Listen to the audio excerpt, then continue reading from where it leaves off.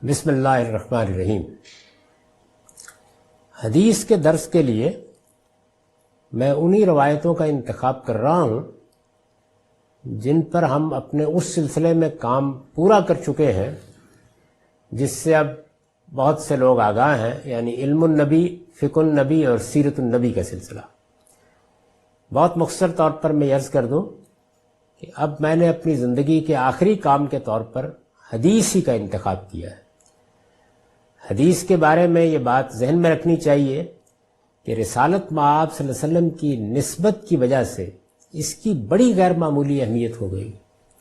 ہمارے پاس یہ خدا کے آخری پیغمبر کی تاریخ، اس کو لوگوں نے بیان کیا ہے۔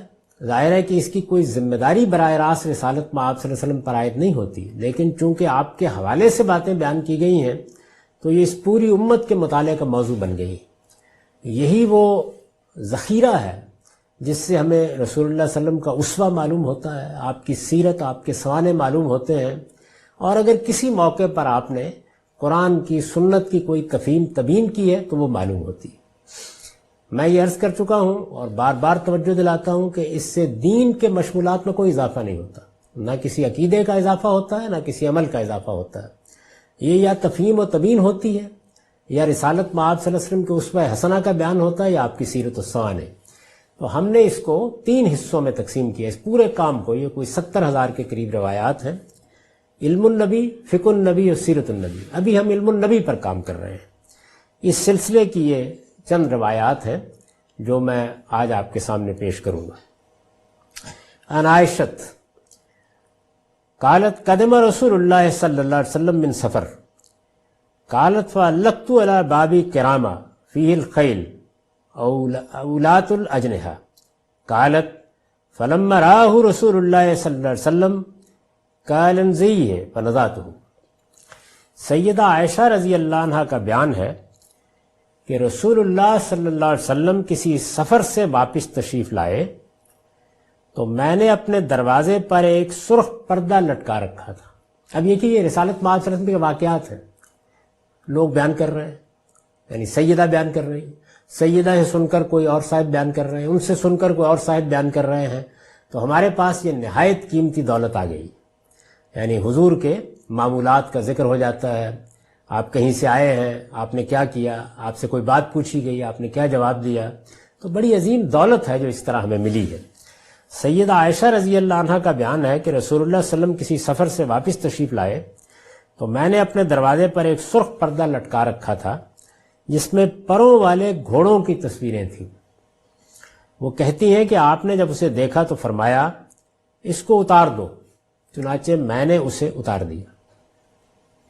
اب ظاہر ہے کہ یہ کیوں اتروایا، کیا باعث ہوا اس کا، تو آگے کی روایتوں کو پڑھنے کے بعد اس کی حقیقت واضح ہوتی ہے۔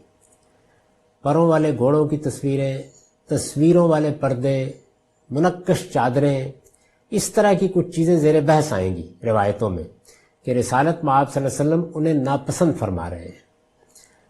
ان تمام روایات کو جب ہم نے جمع کیا تو اندازہ ہوا کہ یہ 3 نوعیت کی ہیں۔ ان میں سے ایک اس وقت زیر بحث ہے، یعنی ایک نوعیت کی، وہ باقی بھی انشاءاللہ زیر بحث آ جائیں گی۔ اس پر میں نے ایک نوٹ لکھا ہے، اور وہ یہ ہے کہ آگے کی روایتوں سے واضح ہو جائے گا، یعنی یہ جو بات یہاں بیان ہوئی ہے کہ آپ تشریف لائے، دروازے پر سیدہ کہتی ہیں کہ میں نے ایک سرخ پردہ لٹکا رکھا تھا، اس میں پروں والے گھوڑوں کی تصویریں تھیں، آپ نے دیکھا تو فرمایا اس کو اتار دو، چنانچہ میں نے اس کو اتار دیا، اور کوئی تفصیل نہیں۔ آگے کی روایتوں سے واضح ہو جائے گا، یعنی یہ بڑی دقت نظر کے ساتھ دیکھنا پڑتا ہے کہ جو بات بیان کی گئی ہے اس بات کی دوسری روایتوں سے کیا اس کی توضیح ہوتی ہے۔ ظاہر ہے کہ یہاں میں نے روایت پوری پڑھ دی، یہ نہیں معلوم ہوتا کہ اعتراض کیا تھا، یہ واضح نہیں ہوتا۔ تصویر پر اعتراض تھا، وہ کوئی ممنوع چیز ہے، پردے پر اعتراض تھا، وہ کوئی ممنوع چیز ہے، کیا چیز ہے کہ جس کی وجہ سے رسول اللہ صلی اللہ علیہ وسلم نے اس کو اتروا دیا، یہ بیان نہیں ہوا۔ تو اس وجہ سے یہ ضروری ہوتا ہے کہ آپ باقی روایتوں کو، اس باب کی روایتوں کو دیکھیں۔ جب آپ دیکھتے ہیں تو بسا اوقات یہ بالکل واضح ہو جاتا ہے کہ یہ کس پہلو سے بات کی گئی ہے، یہ مشکل ہے روایتوں کی، یہ تاریخی ریکارڈ ہے. تاریخی ریکارڈ میں یہ مشکلات پیدا ہوتی ہیں کیونکہ بیان کرنے والے بعض اوقات پس منظر بیان نہیں کرتے، پوری بات بیان نہیں کرتے. جن کے سامنے بیان کر رہے ہوتے ہیں وہ اس پس منظر کو جانتے ہیں، اس وجہ سے الفاظ میں وہ نہیں آتا. تو اس کو سمجھنے کے لیے آپ کو اس پورے ذخیرے کے اندر جانا پڑتا ہے. یہ کوئی مرتب کتاب نہیں ہے کہ جس کا سارا سیاق و سباق وہی ہو. یہ کوئی منظم خطبہ بھی نہیں ہے کہ جس میں آپ پورے کو دیکھ کر فیصلہ کر سکیں. تو اس میں پہلا باب یہی ہوتا ہے کہ آپ یہ دیکھیں کہ اس مضمون کو کہیں اور بھی بیان کیا گیا ہے، یہ واقعہ کہیں اور بھی زیر بحث آیا ہے، اس میں کیا کوئی تفصیل ملتی ہے، کیا چیز ہے. یہ ایک پہلو ہے. یعنی بہت سے پہلو ہیں جس سے اس طرح کی مشکلات کو حل کیا جاتا ہے، پھر میں بتاؤں گا آپ کو. یہاں آگے کی روایتوں سے واضح ہو جائے گا کہ اس کی وجہ تصویر کی حرمت نہیں تھی، جیسے کہ عام طور پر لوگ خیال کر لیتے ہیں اس طرح کی چیزوں کو پڑھ کے. اس کی وجہ تصویر کی حرمت نہیں تھی بلکہ زینت کی چیزوں سے آپ کا پرہیز تھا. یعنی یہاں موضوع بحث یہ بالکل واضح ہو جائے گا آگے کی روایتوں سے. تصویر نہیں ہے، تصویر بھی ہے بعض جگہوں پر، وہ آگے آئیں گی روایتیں. میں نے عرض کیا کہ ہم نے اس کو 3 حصوں میں تقسیم کیا ان تمام روایتوں کو. یہاں جو چیز زیر بحث ہے وہ تصویر کی حرمت نہیں ہے بلکہ زینت کی چیزوں سے آپ کا پرہیز تھا. آپ کی سیرت کا مطالعہ کرنے سے معلوم ہوتا ہے کہ مدینہ آ کر آپ نے اپنی زندگی میں آخری درجے میں زینتوں سے پرہیز اختیار کر لیا. مدینہ آ کر یعنی رسالت میں آپ صلی اللہ علیہ وسلم نے ایک تبدیلی کی اپنی زندگی میں. یہ معلوم ہوتا ہے تاریخ اور سیرت کی کتابوں سے کہ مکہ میں آپ کی زندگی ایک متمول تاجر کی زندگی تھی، اور وہاں آپ کا شمار ان لوگوں میں ہونے لگا تھا جب آپ تجارت کے لیے جاتے رہے اور وہاں سے کما کے لاتے رہے کہ جو عرب میں کھاتے پیتے لوگ تھے. لیکن مدینہ میں آپ نے اپنی زندگی میں آخری درجے میں زینتوں سے پرہیز اختیار کر لیا تھا. یہ بھی اس لیے نہیں کہ آپ جو دین لے کر آئے تھے وہ اپنے ماننے والوں میں اس طرح کی زندگی کا تقاضا کرتا ہے. اب یہ دیکھیے یہ کیوں کہا ہے. اس لیے کہا ہے کہ قرآن مجید صریح طور پر یہ بیان کر رہا ہے سورہ اعراف میں کہ یہ زینتیں تو پیدا ہی اہل ایمان کے لیے کی گئی. یعنی قرآن مجید کی اب روشنی میں روایت کو دیکھیں گے، ہم یہ دیکھیں گے کہ بات کیا کہی گئی ہے. یہ بات کہ کیا قرآن مجید نے جو حدود معین کر دیے ہیں اس کے اندر اس کی کوئی توجیہ ہوتی ہے. تو پہلی بات جو ہم نے آگے کی روایتوں کو دیکھ کر سمجھی وہ یہ تھی کہ اس میں تصویر زیر بحث نہیں ہے بلکہ وہ پردہ ایک زینت کی چیز ہے، اور رسالت میں آپ صلی اللہ علیہ وسلم نے اپنی زندگی میں یہ چیز اختیار کر لی ہے کہ اب زینتوں کی چیز سے پرہیز کرنا ہے، یعنی ضرورت تک محدود کر لیا اپنے آپ کو. اچھا، اب اس کی ایک وجہ یہ ہو سکتی ہے کہ جو دین آپ لے کر آئے اس میں یہ تقاضا کیا گیا ہے کہ زینتوں سے پرہیز کی زندگی اختیار کی جائے. قرآن مجید میں صریح طور پر بیان کیا گیا ہے کہ ایسا نہیں ہے.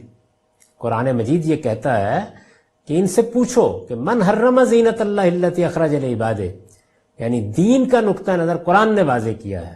ان سے پوچھو کہ کس نے اللہ کی ان زینتوں کو حرام کیا ہے جو اس نے اپنے بندوں کے لیے پیدا کی. بلکہ اس میں آگے کہا ہے للذین آمنوا فی الحیات الدنیا، یہ دنیا کی زندگی میں بھی اہل ایمانی کے لیے ہے، اور آگے قیامت میں خالص انہی کے لیے ہو جائے گی. تو اس لیے یہ تصور کہ ہمارے دین میں لوگوں سے یہ تقاضا کیا گیا ہے کہ وہ ضرورت تک محدود ہو جائیں اور زینتوں کو اپنے لیے حرام سمجھیں یا ناپسندیدہ سمجھیں، یہ میں نے عرض کر دیا کہ اس کا کوئی تقاضا نہیں ہے، یا کم سے کم اسی کو محمود قرار دیتا ہے. یعنی ایک ہی ہوتا ہے کہ ایک چیز ممنوع ہے، ایک چیز یہ ہے کہ آپ چھوڑ دیں تو بہتر ہے، یہ بھی نہیں ہے. جیسے میں نے ابھی قرآن مجید کی آیت آپ کے سامنے پیش کی. یہ کیوں کیا پھر آپ نے؟ تو اس کی جو وجہ میں نے سمجھی ہے وہ میں بیان کر رہا ہوں. بلکہ اس لیے، یعنی پہلے نفی کی ہے، یہ بھی اس لیے نہیں کہ آپ جو دین لے کر آئے تھے وہ اپنے ماننے والوں سے اس طرح کی زندگی کا تقاضا کرتا ہے یا کم سے کم اسی کو محبوب قرار دیتا ہے، پسندیدہ قرار دیتا ہے، یہ بھی نہیں ہے.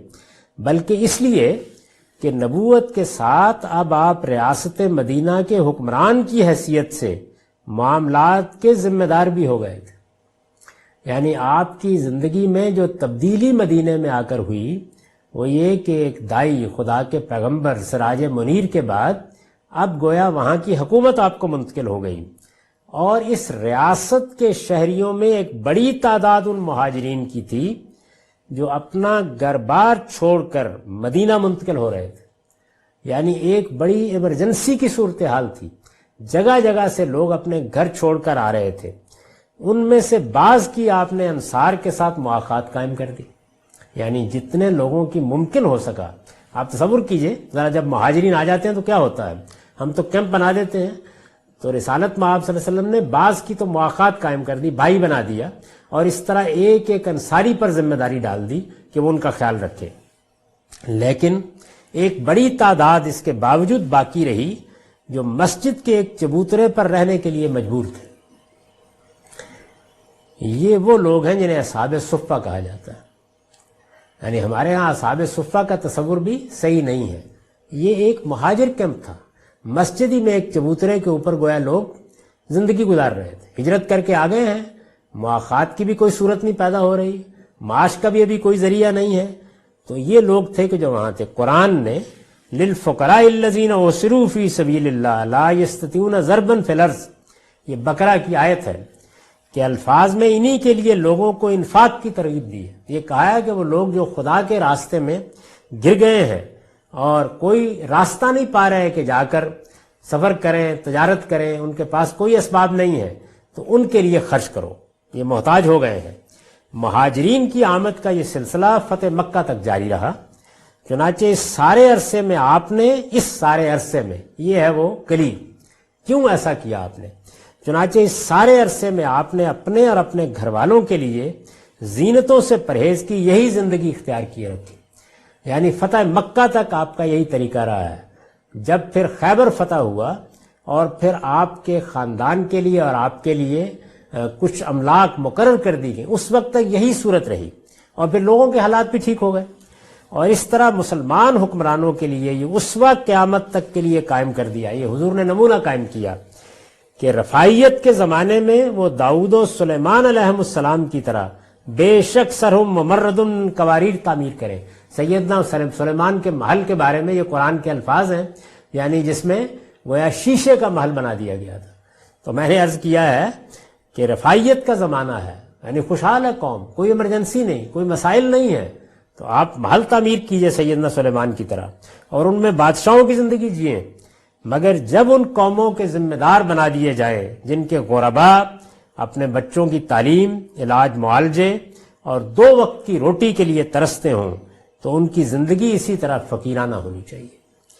خلافت اور حکومت کے ذمہ داروں کے لیے یہی منہاج نبوت ہے، یعنی نبوت کا طریقہ یہ ہے کہ اگر قوم کی حالت یہ ہے تو حکمران کی حالت بھی یہی ہونی چاہیے، اور خلفائے راشدین کی حکومت کو اسی بنا پر خلافت علی منہاج النبوہ کہا جاتا ہے، یعنی انہوں نے یہی طریقہ رکھا کہ لوگوں کی، عام لوگوں کی ضرورتیں پہلے پوری ہوں گی، اس کے بعد ہم اپنی طرف توجہ کریں گے۔